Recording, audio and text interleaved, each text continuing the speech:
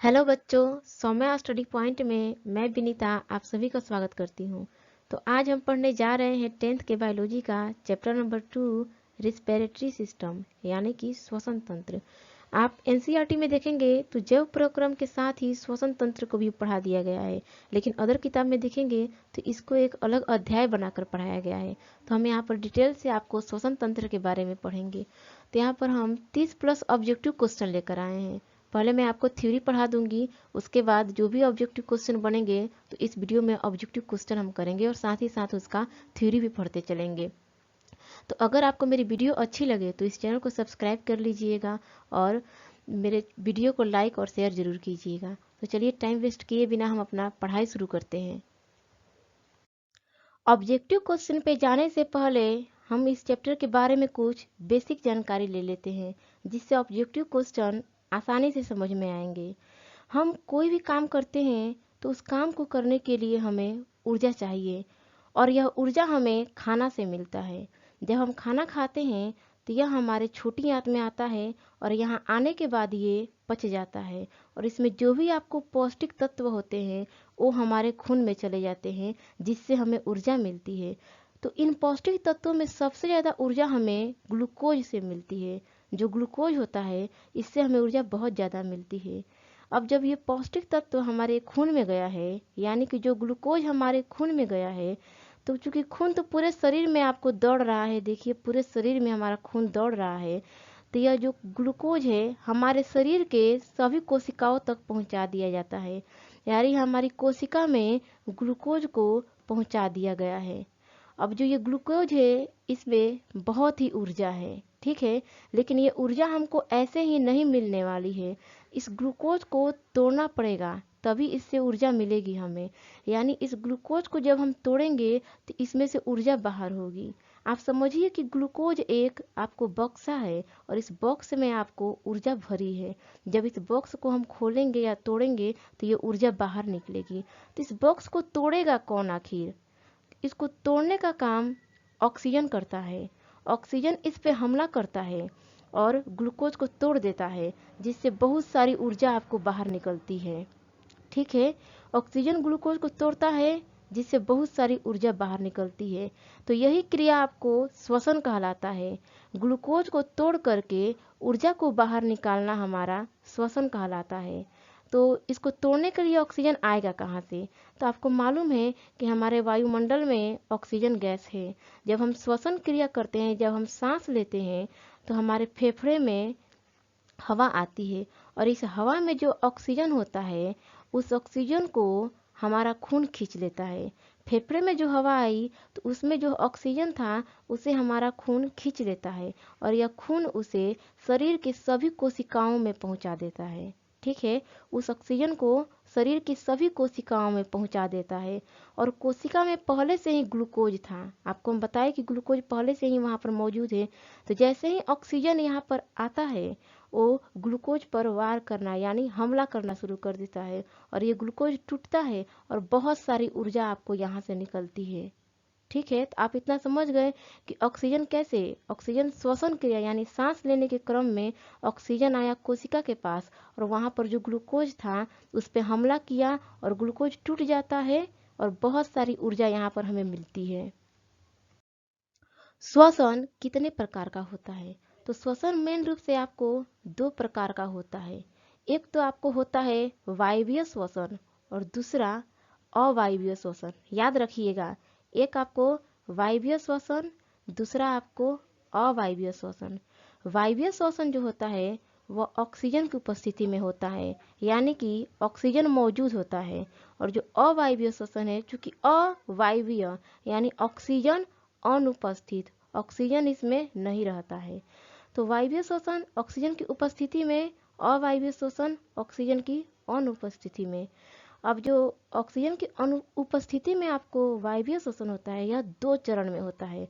First तो आपको कोशिका द्रव्य में होगा और सेकेंड आपको माइटोकॉन्ड्रिया में होगा, लेकिन अवायवीय श्वसन केवल कोशिका द्रव्य में होता है। आप याद रखिएगा, अंतर भी पूछता है एग्जाम में कभी कभी कि वायवीय श्वसन ऑक्सीजन की उपस्थिति में, अवायवीय श्वसन ऑक्सीजन की अनुपस्थिति में। वायवीय श्वसन कोशिका द्रव्य और माइटोकॉन्ड्रिया में होता है, अवायवीय श्वसन केवल कोशिका द्रव्य में होता है। अब चूंकि वायवीय श्वसन जो है वह ऑक्सीजन की उपस्थिति में हो रहा है, तो ऐसे में क्या होगा, आपको जो ग्लूकोज है हमारा यह पूरी तरह से टूटेगा, क्योंकि ऑक्सीजन के अणु ग्लूकोज पर हमला करेंगे तो ग्लूकोज पूरा टूटेगा और हमको बहुत सारी ऊर्जा यहाँ से मिलेगी, और ऊर्जा के साथ साथ ही हमको यहाँ से कार्बन डाइऑक्साइड, जल भी प्राप्त होता है। तो यहाँ पर हमको 686 किलो कैलोरी ऊर्जा मिलती है वायवीय श्वसन के दौरान। और यही हम देखते हैं अवायवीय श्वसन में क्या होता है। तो यहाँ पर ऑक्सीजन तो है नहीं, तो यहाँ पर ग्लूकोज क्या होगा, पूरा टूटेगा नहीं है। ऑक्सीजन नहीं है तो ग्लूकोज नहीं टूटेगा पूरा, ये ग्लूकोज आपको पाइरूवेट बना लेगा और प्लस 50 किलो कैलोरी आपको ऊर्जा देगा। यहाँ पर वायवीय श्वसन में 686 किलो कैलोरी और अवायवीय में 50 किलो कैलोरी, क्योंकि ये ऑक्सीजन की अनुपस्थिति में हो रहा है। तो आप याद रखिएगा, वायवीय श्वसन दो प्रकार का, एक वायवीय, दूसरा अवायवीय। वायवीय ऑक्सीजन की उपस्थिति में, अवायवीय ऑक्सीजन की अनुपस्थिति में। वायवीय में ढेर सारी ऊर्जा मिलती है, अवायवीय में जो ग्लूकोज होता है पाइरूवेट में बदल जाता है और ऊर्जा की मात्रा बहुत ही कम होती है। हम देख लेते हैं कि अब श्वसन क्रिया में हमारे शरीर के कौन कौन से अंग भाग लेते हैं, यानी कौन कौन से अंग उसमें हिस्सा लेते हैं। तो सबसे पहले तो नासिका छिद्र होता है। हमारे शरीर में यहाँ पर छिद्र होता है नाक में, जिससे हवा हमारे शरीर में जाती है। उसके बाद नासिका कक्ष होता है, यहाँ पर नासिका छिद्र से हवा अंदर की ओर जाती है, ये हमारा नासिका कक्ष हो गया।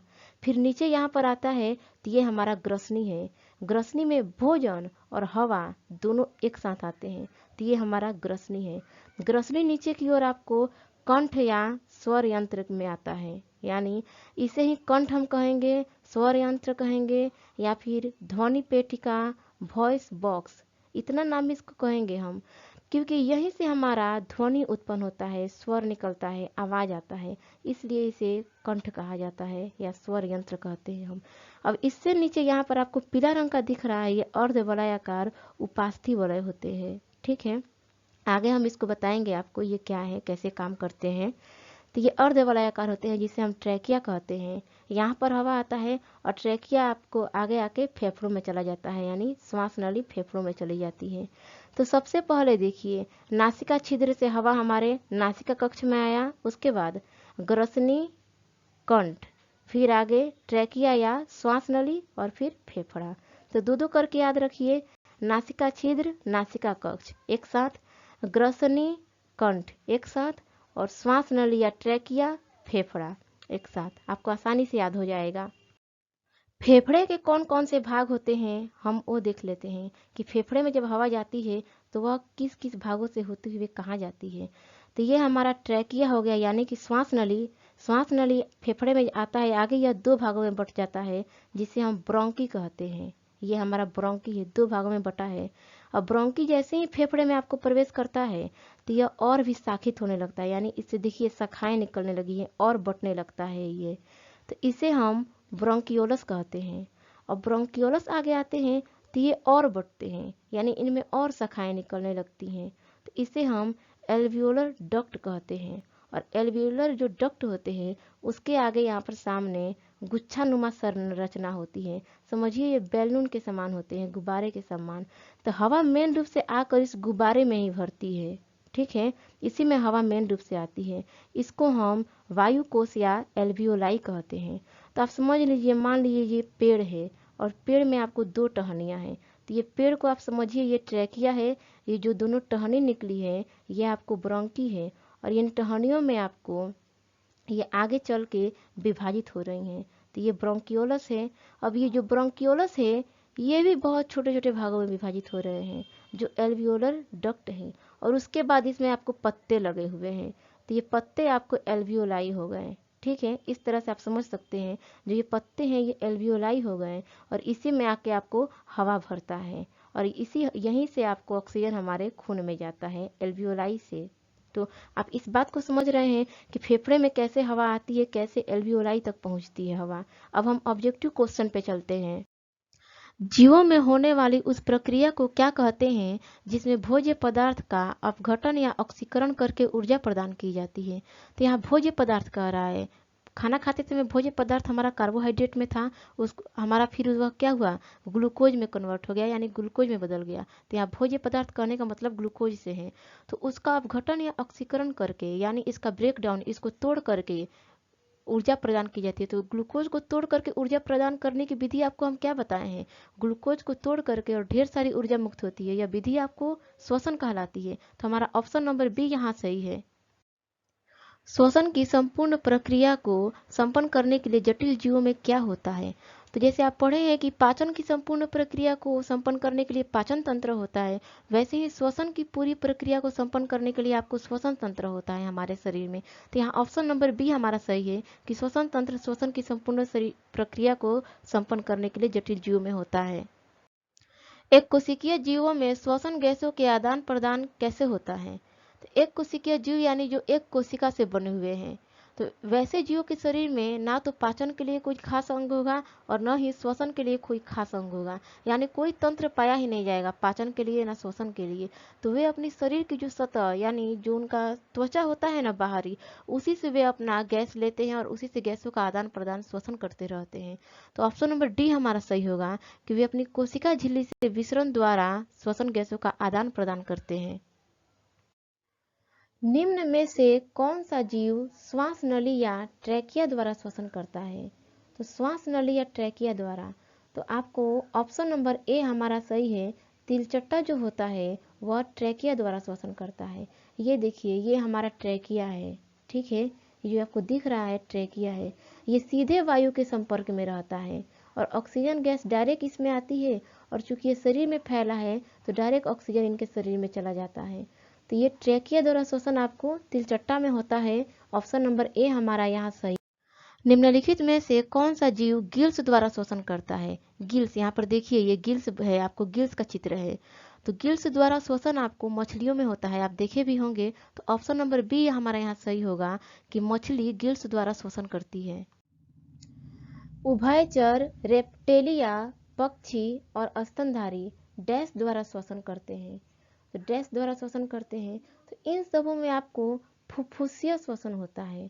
फुफ्फुसीय श्वसन कहने का मतलब है कि जो फेफड़े से श्वसन करते हैं उन्हें ही हम फुफ्फुसीय श्वसन कहते हैं। तो उभयचर मतलब जो पानी और जमीन दोनों में रहते हैं, जैसे आपको मेढक हो गया। रेप्टेलिया मतलब जो रेंग के चलते हैं, जैसे सांप। पक्षी मतलब आप समझ गए, जो उड़ते हैं, जैसे कोई भी चिड़िया हो जाएंगे। और स्तनधारी मतलब जितने भी बड़े जीव हैं जो अपने बच्चों को दूध पिलाते हैं, वे स्तनधारी में आ गए, जैसे गाय, बैल, आपको कुत्ता, बिल्ली, ये सभी स्तनधारी हैं। तो इन सबों में श्वसन कैसे होता है, फेफड़े के द्वारा श्वसन होता है। तो हमारा ऑप्शन नंबर ए यहाँ पर सही है। मानव शरीर में कौन जोड़े में नहीं पाया जाता है। तो यहाँ पर फेफड़ा, फेफड़ा भी आपको जोड़े में पाया जाता है, देखिए दो है। आँख, आँख भी हमारा दो होता है। किडनी, किडनी भी हमारा जोड़े में होता है, ये किडनी का चित्र है, ये भी जोड़े में पाया जाता है। यकृत जो होता है यह जोड़े में नहीं होता है, एक ही यकृत पाया जाता है हमारे शरीर में। तो यहाँ ऑप्शन नंबर हमारा डी सही है कि यकृत जोड़े में नहीं पाया जाता है। मनुष्य में दो नासिका कक्ष पाए जाते हैं जिसे डैश अलग करता है। तो देखिए यहाँ पर मनुष्य का नाक है, यहाँ पर ये नाक है और ये इसका दोनों नाक दोनों कक्ष होते हैं, और इसको अलग कौन करता है। तो यहाँ पर आपको ये चैम्बर पाया जाता है, यहाँ पर एक आपको पट्टी पाई जाती है जिसे हम नासा पट्टिका कहते हैं। जो ये दोनों भागों को अलग करता है, ये दोनों जो कक्ष है इन दोनों को अलग कौन कर रहा है, यहाँ पे आपको पट्टिका, एक पट्टी अलग कर रही है, तो इसे हम नासा पट्टिका कहते हैं। ऑप्शन नंबर ए हमारा सही है, नासा पट्टिका दो नासिका कक्ष को अलग करती है। नासिका कक्ष का कौन सा भाग एयर कंडीशनर की तरह काम करता है।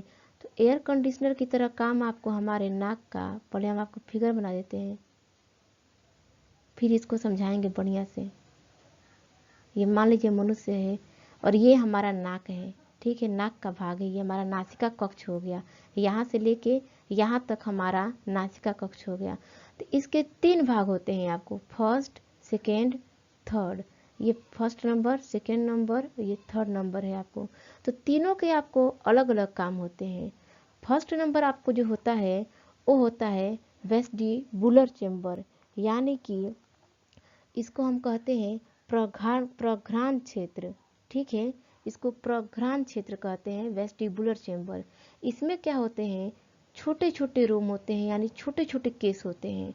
और ये आपको जब हम सांस लेते हैं तो वातावरण में जो भी इस सांस में आपको धूल कण होते हैं, मिट्टी के कण होंगे, उसको छानने का काम करेगा। ये जो रूम होता है, ये जो फर्स्ट चैम्बर होता है, यह इस धूल कण को छानने का काम करेगा। अब सेकेंड नंबर पे आता है आपको रेस्पिरेटरी चैम्बर। तो रेस्पिरेटरी चैम्बर मतलब होता है श्वसन क्षेत्र। ठीक है, तो जो श्वसन क्षेत्र यहाँ पर आपको सेकेंड नंबर पे आ रहा है, यही आपको एयर कंडीशनर की तरह काम करेगा। यानी हवा के जो टेम्परेचर है उसे यह शरीर के टेम्परेचर, शरीर के ताप पर लाएगा। ठीक है, और तीसरे नंबर पे आपको होता है ऑल्फैक्टरी चैम्बर, यानी घ्राण क्षेत्र। तो घ्राण क्षेत्र मतलब होता है ये सूंघने का काम करता है कि हवा में कैसी गंध है उसको सूंघने का काम करेगा आपको ऑल्फैक्टरी चैम्बर। तो ये मनुष्यों में जो होता है ऑल्फैक्टरी चैम्बर, ये थोड़ा छोटा होता है। ठीक है, यहाँ पर देखिए ये छोटा होता है, कुत्ते में सबसे ज़्यादा होता है ये मनुष्य की तुलना में। इसीलिए कुत्ते ज़्यादा सूंघते हैं मनुष्य की तुलना में, जल्दी ही कुछ सूंघ लेते हैं, हमें उतना सुंघाई नहीं देता है। तो आप समझ गए कि जो वेस्टिबुलर चैम्बर होता है वह रोम युक्त होता है, धूल कण को यानी हवा को छानने का काम करेगा। रेस्पिरेटरी चैम्बर जो होता है वह ताप को, हवा के ताप को शरीर के ताप पर लाएगा। और जो ऑल्फैक्टरी चैम्बर होता है वह हवा को सूंघने का काम करेगा। तो एयर कंडीशनर की तरह काम यहाँ पर आपको रेस्पिरेटरी चैम्बर कर रहा है। तो ऑप्शन नंबर ए हमारा यहाँ सही है। नासिका कक्ष सबसे पहले डैश में खुलते हैं, जो वायु और आहार का उभयनिष्ठ मार्ग है। तो ये हमारा नासिका कक्ष है। ठीक है, ये नीचे आ रहा है और ये आहार वाला मुंह है जिससे भोजन नीचे आता है। तो ये दोनों एक जगह आकर यहाँ खुलते हैं, तो इसे हम कहते हैं ग्रसनी। तो ये ग्रसनी में आकर एक साथ खुलते हैं। जो आहार होता है, जो भोजन होता है, और जो नाक से हम हवा लेते हैं, वह ग्रसनी में आकर एक साथ हो जाते हैं, यहाँ एक साथ खुलते हैं, तो उसे हम ग्रसनी कहते हैं। तो ऑप्शन नंबर सी हमारा यहाँ पर सही है। ग्रसनी डैश के द्वारा श्वास नली में खुलता है। तो हम आपको बताए हैं अभी कि जो नासिका कक्ष होते हैं और जो मुख से भोजन आता है आहार, ये आपको आके ग्रसनी में खुलते हैं दोनों एक साथ। अब यहाँ से क्या होता है कि जो आहार होता है वह आपको निगल द्वार में चला जाता है, और जो भोजन होता है, जो आपको हवा होती है, वह कंठ द्वार में नीचे आ जाती है। कंठ द्वार के सहारे नीचे आपको आ जाता है ये श्वास नली में। तो कंठ द्वार को ही या कंठ को ही हम क्या कहते हैं, स्वर यंत्र कहते हैं, वॉइस बॉक्स कहते हैं, ध्वनि पेटिका कहते हैं। ये उसी का नाम है क्योंकि वहाँ से ही आवाज़ उत्पन्न होता है। तो इनमें से सभी हमारा यहाँ डी नंबर आंसर सही हो जाएगा। श्वसन तंत्र का कौन सा भाग ध्वनि उत्पादन करता है? तो श्वसन तंत्र का आपको जो कंठ होता है वही हमारा ध्वनि उत्पादन करता है। तो यहाँ पर बी हमारा ऑप्शन सही है कि कंठ द्वारा ही हमको क्या होती है, ध्वनि उत्पादित होती है। श्वास नली में उपस्थित अपूर्ण उपास्थि वलय का मुख्य कार्य क्या है? तो उपस्थित अपूर्ण उपास्थि वलय, देखिए यहाँ पर हमारा ये ट्रैकिया है। ट्रैकिया में इस तरह से आपको ये गोलाकार नहीं होते हैं, ये पूरे वृत्त नहीं होते हैं, आपको ये अर्ध वलय होते हैं, ये अर्धवृत्त की तरह इस तरह से होते हैं। तो ये हमारा अपूर्ण उपास्थि वलय हो गया। तो इसका कार्य क्या है, आपको श्वास नली को चिपकने या पिचकने से रोकने का काम करते हैं ये। तो हमारा ऑप्शन नंबर ए यहाँ पर सही है। अब चिपकने या पिचकने से रोकने का मतलब समझिए, जैसे किसी साइकिल के चक्के से आपको उसके ट्यूब से अगर हवा बाहर निकालेंगे तो आप देखेंगे कि वह पिचक जाता है। तो जब भी हम श्वास लेते हैं तो श्वास छोड़ते समय कहीं ये पिचक न जाए, चिपक न जाए, इसलिए ये अपूर्ण वलय आपको लगे होते हैं। तो इसका कार्य है श्वास नली को चिपकने से रोकना। तो हमारा ऑप्शन नंबर ए यहाँ पर सही है। श्वास नली में उपस्थित अपूर्ण उपास्थि वलय की संख्या लगभग कितनी होती है? तो यहाँ पर आपको ट्रैकिया में जो अपूर्ण वलय दिख रहे हैं, इसकी संख्या हमारे शरीर में 16 से 20 होती है। तो ऑप्शन नंबर सी हमारा यहाँ पर सही। श्वास नली एक सीधी नलिका है जो वक्ष गुहा में जाकर सबसे पहले दाएं और बाएं दो डैश में विभाजित होती है। तो हम आपको बताए हैं श्वास नली यानी ट्रैकिया आगे आकर दो भागों में बढ़ता है, जिसे हम ब्रोंकी कहते हैं, या हिंदी में इसे हम प्राथमिक श्वसनी कहते हैं। तो यहाँ ऑप्शन नंबर ए हमारा सही होगा। मनुष्य में एक जोड़ी फेफड़े डैश में उपस्थित होते हैं। तो फेफड़े जो होते हैं वह हमारे वक्ष गुहा में उपस्थित होते हैं। यहाँ पर हमारी पसलियाँ होती हैं और पसलियों के अंदर ही हमारे फेफड़े होते हैं। ये जो है हमारा डायफ्राम है। तो फेफड़े हमारे, इसको हम वक्ष गुहा कहते हैं, और इधर जो नीचे होता है उससे हम उदर गुहा कहते हैं। जितने भी हमारे जो आमाशय हुआ, छोटी आंत, बड़ी आंत, ये हमारे उदर गुहा में होता है। फेफड़ा, हृदय, ये हमारे वक्ष गुहा में होते हैं। तो यह फेफड़ा पूछ रहा है, तो फेफड़ा हमारा वक्ष गुहा में उपस्थित होता है। ऑप्शन नंबर ए सही है। वायु कोश किससे संबंधित है? तो वायु कोश यानी एल्वियोलाई। तो एल्वियोलाई किस में पाया जाता है? फेफड़ा में पाया जाता है। तो ये फेफड़ा से संबंधित है। ऑप्शन नंबर डी हमारा यहाँ सही है। देखिए, जो ट्रेकिया था आगे आके आपको ये ब्रोंकी में बदला, ब्रोंकी आके आपको ये ब्रोंकियोलस में विभाजित हो गए, और ब्रोंकियोलस एल्वियोलाई डक्ट में बदल गए, और ये डक्ट आगे आपको क्या होता है, एल्वियोलाई में यहाँ पर बदल जाता है। तो हमारा एल्वियोलाई आपको फेफड़ा से संबंधित है, क्योंकि ये फेफड़ा में पाया जाता है। तो ऑप्शन नंबर डी हमारा सही है। वायु कोष्ठक वाहिनी किसमें खुलती है? तो वायु कोष्ठक वाहिनी कहने का मतलब है यहाँ एल्वियोलर डक्ट। तो एल्वियोलर जो डक्ट होते हैं छोटे छोटे, ये आकर यहाँ पर आपको एल्वियोलाई में खुलते हैं, यानी ये वायु कोष में खुलते हैं। तो ऑप्शन नंबर ए हमारा यहाँ पर सही है। मनुष्य के प्रत्येक फेफड़ा में लगभग कितने वायु कोष होते हैं? तो मनुष्य के प्रत्येक फेफड़े में लगभग आपको 300 करोड़ वायु कोष होते हैं, यानी एल्वियोलाई होते हैं। तो ऑप्शन नंबर डी हमारा सही है। यहाँ पर आप देख रहे हैं मनुष्य के फेफड़ा है, तो प्रत्येक फेफड़ा में आपको 300 करोड़ होते हैं। यहाँ पर उतना नहीं दिखाया गया है हालांकि, लेकिन 300 करोड़ यानी एक एक फेफड़े में 300 करोड़ से आप ज़्यादा आपको वायु कोष होते हैं। तो ऑप्शन डी हमारा यहाँ पर सही है। मनुष्य का प्रत्येक फेफड़ा 2 झिल्ली से घिरा हुआ है, जिसे डैश कहा जाता है। तो हम आपको बताए हैं कि जो फेफड़ा होता है वह 2 झिल्लियों से घिरा होता है, और इस झिल्ली को हम प्लूरा कहते हैं, ठीक है। और इन दोनों झिल्लियों के बीच एक तरल तरल भरा होता है, द्रव भरा होता है, जिसे प्लूरल फ्लूइड कहा जाता है। तो यहाँ झिल्ली के बारे में पूछ रहा है, तो हमारा ऑप्शन नंबर ए सही होगा। उस झिल्ली को हम प्लूरा कहते हैं। अब हम प्रश्वास समझते हैं। तो सांस लेना आपको प्रश्वास कहलाता है, और सांस छोड़ना उच्छ्वास कहलाता है, और इन दोनों को सम्मिलित रूप से श्वासोच्छ्वास कहते हैं, ठीक है, याद रखिएगा। सम्मिलित रूप से सांस लेना और सांस छोड़ना यानी प्रश्वास और उच्छ्वास को श्वासोच्छ्वास कहा जाता है। जब हम सांस लेते हैं तो हमारे जो पसलियाँ होती हैं, ये जो पसलियाँ देख रहे हैं आप, ये हमारे शरीर में 12 जोड़ी पाई जाती हैं, ठीक है, 12 जोड़ी यानी 24 होती हैं। जब हम सांस लेते हैं तो हवा अंदर भरता है हमारे शरीर में, तो उस समय क्या होता है, तो ये जो पसलियाँ होती हैं यह बाहर की ओर खिसक जाती है, यानी हमारा जो वक्ष गुहा होता है यह फैल जाता है। अब यहाँ पर एक मांस की तरह रचना दिखती है, जिसे हम डायफ्राम कहते हैं, ठीक है।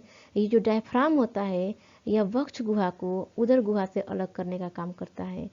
तो वक्ष गुहा में पसलियाँ जो है हवा के कारण आगे फैल चुकी हैं, तो उस समय जो डायफ्राम होता है वह संकुचित हो जाता है। सांस लेने के क्रम में हम बात कर रहे हैं ये, ठीक है। जब हम सांस ले रहे हैं तो हमारे वक्ष गुहा में हवा भर जा रहा है और पसलियाँ आगे की ओर खिसक जा रही हैं, उस समय डायफ्राम हमारा संकुचित हो जाता है। जब हम सांस छोड़ते हैं तो सांस छोड़ने के क्रम में आपको क्या होता है, यहाँ पर हम सांस छोड़ रहे हैं तो इस समय पसलियाँ हमारी सिकुड़ जाती हैं, ठीक है, और उस समय डायफ्राम आपको गुंबद का आकार बना लेता है। यहाँ पर देखिए, तो जो डायफ्राम होता है इसकी बहुत बड़ी भूमिका होती है सांस लेने और छोड़ने में, क्योंकि जब हम सांस लेते हैं तो यह फेफड़े को खींचने का काम करता है, यानी हवा भरने में मदद करता है हमारा डायफ्राम, और जब हम सांस छोड़ते हैं तो यह फेफड़ा को धक्का लगाने का काम करता है, ताकि हवा हमारे नाक द्वारा बाहर हो जाए। तो आप डायफ्राम समझ रहे हैं कि डायफ्राम हमारे सांस लेने और छोड़ने में बहुत भूमिका निभाता है, खींचने में भी मदद कर रहा है और सांस को छोड़ने में भी मदद कर रहा है। वक्ष गुहा का निचला सतह एक पतले पत्त द्वारा बंद रहता है, जिसे डैश कहा जाता है। तो ये हमारा वक्ष गुहा है, जिसमें हृदय, फेफड़े रहते हैं, और देखिए यहाँ पर ये बंद है, एक रास्ता मानिए एक ढक्कन से ये बंद है। तो इस ढक्कन का नाम क्या है, डायफ्राम। तो ऑप्शन नंबर बी हमारा यहाँ सही है। वक्ष गुहा और उदर गुहा को कौन अलग करता है? तो वक्ष गुहा यानी जिसमें हृदय, फेफड़े रहते हैं, और उदर गुहा जिसमें छोटी आंत, बड़ी आंत होता है। तो ये हमारा नीचे उदर गुहा है। जिसमें छोटी आंत, बड़ी आंत, आमाशय, यकृत, जितने भी पाचन तंत्र हैं वो हैं।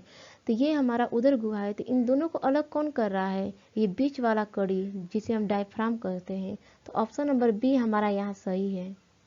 मनुष्य में कुल पसलियों की संख्या कितनी है? तो ये देखिए पसलियां हैं हमारे शरीर में, ठीक है। तो इनकी कुल संख्या हमारे शरीर में 24 होती है, या फिर इसे आप 12 जोड़ी कहिए। तो यहाँ पर हमारी संख्या पूछ रहा है, जोड़ी नहीं पूछा है। तो ऑप्शन नंबर बी सही होगा कि 24 इसकी संख्या हमारे शरीर में होती है। जब हम अंतः श्वसन करते हैं तब डायफ्राम का रेडियल पेशी डैश होता है। तो रेडियल पेशी, जब हम अंतः श्वसन सांस लेते हैं तो उस समय क्या होता है, हमारा वक्ष गुहा फैल जाता है और जो डायफ्राम है वह संकुचित हो जाता है। तो ऑप्शन नंबर बी हमारा यहाँ सही होगा कि डायफ्राम हमारा संकुचित हो जाता है। फेफड़े के अंदर रुधिर के साथ गैसों का विसरण प्रक्रिया से आदान प्रदान कहाँ पर होता है? तो हम आपको बताए हैं कि जो हवा होती है वह फेफड़े में आती है, तो यह ब्रोंकियोलस एल्वियोलर डक्ट से होते हुए आपको लास्ट में एल्वियोलाई में जाती है। और एल्वियोलाई में जाने के बाद ही जो आपको हवा में ऑक्सीजन होता है वह हमारे खून में जाता है। तो यह आदान प्रदान गैसों का कहाँ हो रहा है? एल्वियोलाई में हो रहा है। तो एल्वियोलाई को हम वायु कोश कहते हैं। तो यहाँ ऑप्शन नंबर ए हमारा सही है, वायु कोश में। हमारे शरीर में सबसे ज्यादा ऑक्सीजन का परिवहन कौन करता है? तो हम जब सांस लेते हैं तो हवा हमारे फेफड़ों में आती है, फेफड़े से यह एल्वियोलाई में आ जाती है। ये मानिए हमारा एल्वियोलाई है, और एल्वियोलाई से जो ऑक्सीजन होता है वह हमारे ब्लड यानी खून में आ जाता है। तो खून में इसको खींचने का काम करता कौन है? तो खून में चूंकि आपको प्लाज्मा भी पाया जाता है, हीमोग्लोबिन भी पाया जाता है, ल्यूकोसाइट, प्लेटलेट्स, ये चारों पाए जाते हैं। तो इन चारों में से ज़्यादा खींचता कौन है ऑक्सीजन को? तो ऑक्सीजन को खींचता है आपको हीमोग्लोबिन। ये विसरण प्रक्रिया द्वारा ऑक्सीजन जो होता है हमारे रक्त के हीमोग्लोबिन द्वारा खींच लिया जाता है। तो ऑक्सीजन का परिवहन कौन कर रहा है? हीमोग्लोबिन कर रहा है। तो यहाँ ऑप्शन नंबर बी हमारा सही है। ऑक्सी हीमोग्लोबिन का बनाना डैश है। ऑक्सी हीमोग्लोबिन का बनना एक भौतिक परिवर्तन है। हमारा ऑप्शन नंबर बी यहाँ सही है। एक हीमोग्लोबिन अपने साथ कितने ऑक्सीजन को बांध कर रखता है? तो एक हीमोग्लोबिन अपने साथ 4 ऑक्सीजन अणु को बांध के रखता है। ऑप्शन नंबर डी हमारा यहाँ पर सही है। अवायवीय श्वसन कहाँ होता है? तो अवायवीय श्वसन हमारा कोशिका द्रव्य में होता है। ऑप्शन नंबर ए हमारा सही है। यहाँ पर अवायवीय श्वसन आपको ऑक्सीजन की अनुपस्थिति में होता है। तो यहाँ पर होता है आपको ग्लूकोज। चूंकि यह ऑक्सीजन की अनुपस्थिति में हो रहा है तो जो भी आपको ग्लूकोज है उस पर ऑक्सीजन के अणु वार नहीं करेंगे तो ये पूरी तरह टूटेगा नहीं। तो यहाँ पर ग्लूकोज का आंशिक विखंडन होता है और थोड़ी सी मात्रा में आपको ऊर्जा मुक्त होती है। और जो ग्लूकोज के अणु होते हैं वे पायरुवेट बना लेते हैं, पायरुवेट बनाते हैं और ऊर्जा की मात्रा आपको बहुत कम मात्रा में यहाँ पर ऊर्जा मुक्त होती है। तो ये होता कहाँ है? कोशिका द्रव्य में ये क्रिया संपन्न होती है। अब जब ये पायरुवेट बना है तो ये पूरी तरह से टूटेगा, यानी इस पर पूरी तरह से आपको ऑक्सीजन के अणु जब वार करेंगे तो ढेर सारी ऊर्जा मुक्त होगी। तो वह क्रिया आपको माइटोकॉन्ड्रिया में होती है, उसे हम वायवीय श्वसन कहते हैं। हम पीछे आपको ये बात समझा चुके हैं। तो ऑप्शन नंबर ए हमारा सही है। यहाँ वायवीय श्वसन कहाँ होता है? तो वायवीय श्वसन आपको माइटोकॉन्ड्रिया में होता है। ऑप्शन नंबर सी सही होगा। वायवीय श्वसन में प्राप्त हुई ऊर्जा किस रूप में रहती है? तो वायवीय श्वसन में आपको जो ग्लूकोज का विखंडन होता है, ढेर सारी ऊर्जा मुक्त होती है। तो वह क्रिया हमारे माइटोकॉन्ड्रिया में हो रही है। तो माइटोकॉन्ड्रिया में ही यह ऊर्जा आपको एटीपी के रूप में संचित हो जाती है। तो ऑप्शन नंबर ए हमारा यहाँ सही होगा कि जो वह ऊर्जा प्राप्त हो रही है वह एटीपी के रूप में रहती है। पौधे श्वसन किससे करते हैं? तो पौधे श्वसन आपको पत्तियों के रंध्रों, तना के वातरंध्रों, मूल रोम, इन तीनों से करते हैं। तो ऑप्शन नंबर डी हमारा यहाँ सही है। रंध्र कहने का मतलब है पत्तियों में छोटे छोटे छिद्र पाए जाते हैं जिसे स्टोमाटा या रंध्र कहा जाता है। इससे भी पौधे श्वसन करते हैं। तना में छोटे छोटे छिद्र पाए जाते हैं जिसे वात रंध्र कहते हैं। इससे भी पौधे श्वसन करते हैं। और जो जड़ होता है तो उनमें छोटी छोटी आपको केशिकाएं पाई जाती हैं इस तरह से, जिसे हम मूल रोम कहते हैं। तो इससे भी पौधे श्वसन करते हैं। तो ऑप्शन नंबर डी हमारा सही है। अगर आपको मेरी वीडियो अच्छी लगी हो तो इस चैनल को सब्सक्राइब कीजिए, वीडियो को लाइक शेयर कर दीजिएगा। ऐसी वीडियो आपको 10th क्लास के हर एक सब्जेक्ट के हर एक चैप्टर का आएगा।